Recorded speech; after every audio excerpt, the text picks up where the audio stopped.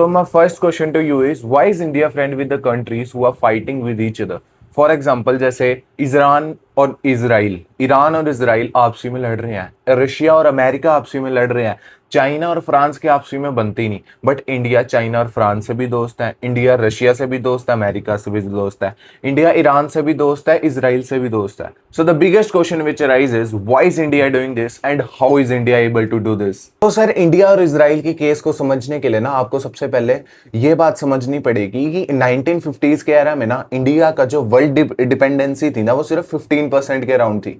But आज 2026 में India का वर्ल्ड ट्रेड पे, वर्ल्ड मार्केट पे और कह सकते हैं कि अदर कंट्रीज पे मोर देन 50% की डिपेंडेंसी है। मतलब अगर इंडिया में कोई भी चीज इंपोर्ट हो रही है या इंडिया कोई भी चीज एक्सपोर्ट करके पैसा कमा रहा है तो इंडिया मोर देन 50% डिपेंडेंट है अदर कंट्रीज पे। मतलब अगर इंडिया इंपोर्ट या एक्सपोर्ट ना करे तो एक तो इंडिया की मार्केट को बहुत ज्यादा सफर करना पड़ेगा, क्योंकि यहाँ पे बड़ी सारी चीजें जो बाहर से आ रही हैं वो नहीं आएंगी, और इंडिया के बिजनेसमैन को ये सफर करना पड़ेगा कि हमारा सामान बाहर जाके नहीं बिकेगा, और ये भी हमारे लिए एक बहुत नुकसान वाली चीज है। और जब आप ईरान और इसराइल का केस देखते हो ना, तो ईरान और इसराइल जैसी कंट्रीज में ईरान में बेसिकली इंडिया की मोर देन $200 बिलियन की इन्वेस्टमेंट है, और वहां पे हमारा ट्रेड भी हो रहा है क्योंकि क्रूड ऑयल एक्सपोर्ट इंपोर्ट हो रहा है। उसी वे से स्टेट ऑफ हॉर्मोज से हमारे इंडिया में ये पेस्टिसाइड्स आते हैं, इंसेक्टिसाइड्स आते हैं, ये यूरिया जो जो भी आता है इंडिया में वो स्टेट ऑफ हॉर्मोज के एरिया से ही आता है। इंडिया के 10 मिलियन से ज्यादा लोग ईरान और इसराइल में कंबाइंडली कह सकते हो आप मोर देन 1 करोड़ लोग सिर्फ इन दो कंट्रीज में रहते हैं।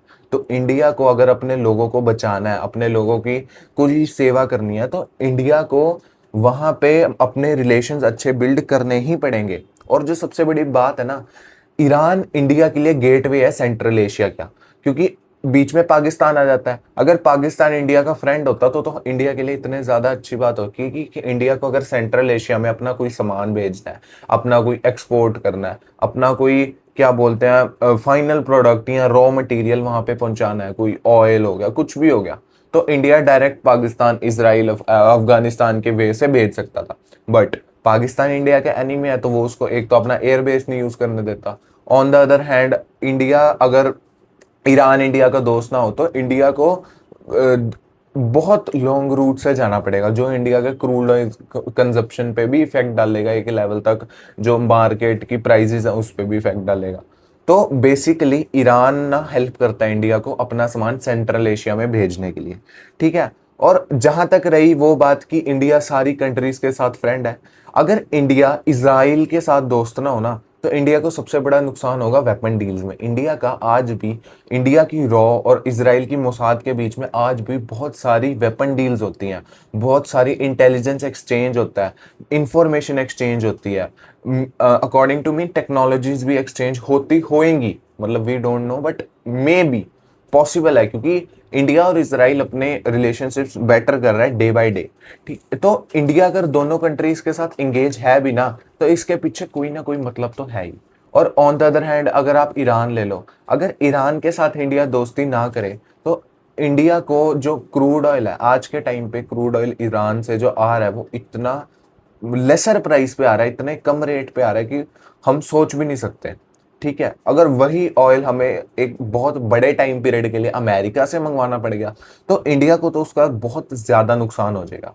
और देखा जाए तो इंडिया इसराइल पे, क्योंकि इसराइल के पास वेपन्स हैं और इंटेलिजेंस है, तो इंडिया को इसराइल की तरफ थोड़ा सा बेंड होना चाहिए। बट अब ये क्या पता क्या चीज है, इसके पीछे सिर्फ कॉन्स्पिरेसी थ्योरीज ही बन सकती हैं कि जो इंडिया के प्राइम मिनिस्टर हैं वो अब तक, नरेंद्र मोदी जी, सिर्फ 2 बार इसराइल गए हैं, ठीक है। एक वॉर होने से 2 दिन पहले और एक पहले, ठीक है। और ऑन द अदर हैंड वो गल्फ कंट्रीज में मोर देन 15 टाइम्स जा चुके हैं। गल्फ कंट्रीज मतलब अबू धाबी, ईरान, ये वो सब मिला के, ठीक है।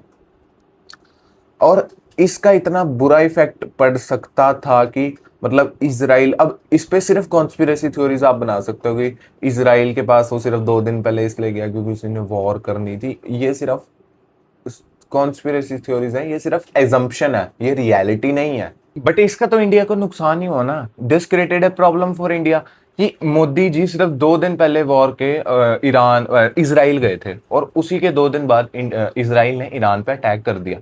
तो ये तो हमारे इंटेलिजेंस का फेलियर है ना, कि मतलब the life of prime minister was at stake. और हमारे प्राइम मिनिस्टर पे ये एलिगेशंस लग रहे हैं कि उन्होंने इंकरेज करा था इसराइल के ये तनेहाऊ को, पता नहीं क्या नाम है उनका, उनको इंकरेज करा था। बेसिकली जो इसराइल की इंटेलिजेंस थी या जो भी था जिन्होंने अटैक करा ईरान पे, उनको इंकरेज करा। But this is all bullshit. तो क्या आप भी इस बात पे मानते हैं कि हमारे प्राइम मिनिस्टर ने इसराइल को कन्विंस करा था कि वो ईरान पे अटैक करें? आप ये देखो ना कि इतनी बड़ी दुनिया है, हर दूसरे दिन यहाँ पे कुछ ना कुछ हो रहा है। कभी कहीं का प्राइम मिनिस्टर मर गया, कभी कहीं का प्रेसिडेंट मर गया। और अगर आप ऐसे एलिगेशंस लगाओगे कि यहाँ का लीडर वहां गया था और वहां के प्राइम मिनिस्टर ने इस कंट्री पे अटैक कर दिया, तो ये उस कंट्री की गलती है। नहीं, ऐसा नहीं होता। अगर आप ऐसे लेके अगर आप हर चीज को ऐसे लेके चलोगे तो ऐसे तो कोई भी वर्ल्ड लीडर कहीं जाएगा ही नहीं। और जहां तक रही इंटेलिजेंस की बात की, हमारे इंटेलिजेंस वीक है, ऐसी बात नहीं है। हम इंडिया या कोई भी कंट्री सिर्फ वहीं पे विजिट करती है, वहां से रिलेशंस बिल्ड करती है जहां पे उसके रिलेशंस या जहां पे उसके इंटरेस्ट जो होते हैं वो अदर कंट्रीज या अदर प्लेसेस के रिलेटिवली बहुत ज्यादा इंपॉर्टेंट होते हैं और बिग होते हैं। अगर इंडिया को ईरान से $10 बिलियन का फायदा हो रहा है और इसराइल से $1 ट्रिलियन का फायदा हो रहा है, तो इंडिया ना चाहते हुए भी इसराइल को ही चुनेगी। बट ईरान से भी रिलेशनशिप बना के रखेगी, क्योंकि पता नहीं आज नहीं तो कल ईरान की हमें ज्यादा जरूरत पड़ जाए एज कम्पेयर टू इसराइल। आप कोई मतलब आप वो नहीं कह सकते कि ईरान इसराइल आपसी में लड़ रहे हैं, इंडिया दोनों कंट्रीज के साथ दोस्ती है तो इंडिया गलत कर रहा है, ऐसा नहीं होता। इंडिया अपने इंटरेस्ट को हमेशा अपनी टॉप प्रायोरिटी रखेगा। अब वो टाइम पीरियड खत्म हो चुका है जब आप इंडिया रशिया दोस्त है तो हर मोमेंट पे रशिया इंडिया के साथ होगा। नहीं, अब इंटरेस्ट बेसिस काम होगा। अगर रशिया इंडिया की वॉर रशिया के फेवर में नहीं है या उसको कोई इंटरेस्ट नहीं मिल रहा, तो इंडिया रशिया नहीं करेगा इंडिया की help. So it's basically like this. चलो मैं आपकी सारी बातें मान गया, बट मेरा जो एक सेकंड क्वेश्चन है आपसे, कि इंडिया को जब ये बात पता चल गई थी कि ईरान के टॉप ब्यूरोक्रेट्स खमेनी मर चुके हैं, तो इंडिया ने कंडेम भी नहीं करा। इंडिया ने कोई ऑफिशियल लेटर या ऑफिशियल कोई मैसेज भी नहीं भेजा कि हम बुरा मानते हैं कि आपकी top bureaucrats, the supreme leader of the country has been killed by the Israel. और इंडिया जब सारी कंट्रीज, सारा यूरोपियन यूनियन की कंट्रीज सब कुछ अपने ऑफिशियली अपने मैसेजेस भेज रही थी, तब इंडिया ने कुछ भी क्यों नहीं करा? See, condemning was not the solution. When all the European countries were condemning that the supreme leader of the Iran has been killed by the Israeli force, but they were not practically doing anything. India helped Iran by sending medications, by sending medicine support to the Iran. India ने Iran की इतनी ज़्यादा help करी थी उस moment पे कि India ने वहाँ के लोगों को मेडिकेशन प्रोवाइड करी। इंडिया ने कोई ऑफिशियल स्टेटमेंट नहीं डाली, इंडिया ने कोई भी मैसेज नहीं डाला कि ये हम बड़े दुखी हैं, सुप्रीम लीडर जी मारे गए। नहीं, उन्होंने कहा जी हमें कोई मतलब नहीं है कि आपका मरे ये वो, हम आपको हेल्प कर रहे हैं जी। उन्होंने वहाँ की जनरल पब्लिक को इतना ज़्यादा हेल्प करा, वहाँ को मेडिकेशन प्रोवाइड करी, ठीक है। और इसके रिटर्न में इंडिया की ऑयल शिप्स को अलाउड है कि वो स्टेट ऑफ हॉर्मोज से निकल सकती है, जबकि पूरी दुनिया के किसी कंट्री की शिप को अलाउड नहीं है, सिर्फ एक इंडिया की शिप्स को जाने दे रहे हैं।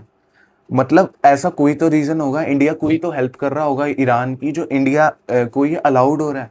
मतलब जब हर अदर कंट्रीज अपने इंटरेस्ट को देख रही थी, मतलब मैं आपको कैसे बताऊं कि हर हर कंट्री, जो भी कंट्री है, वो सबसे पहले अपने इंटरेस्ट को देखती है। इंडिया ने ईरान को मेडिकेशन प्रोवाइड करी, उसके क्या बोलते हैं उसके रिटर्न में इंडिया की शिप्स को आप कह सकते हैं पास थ्रू करने दिया जा रहा है।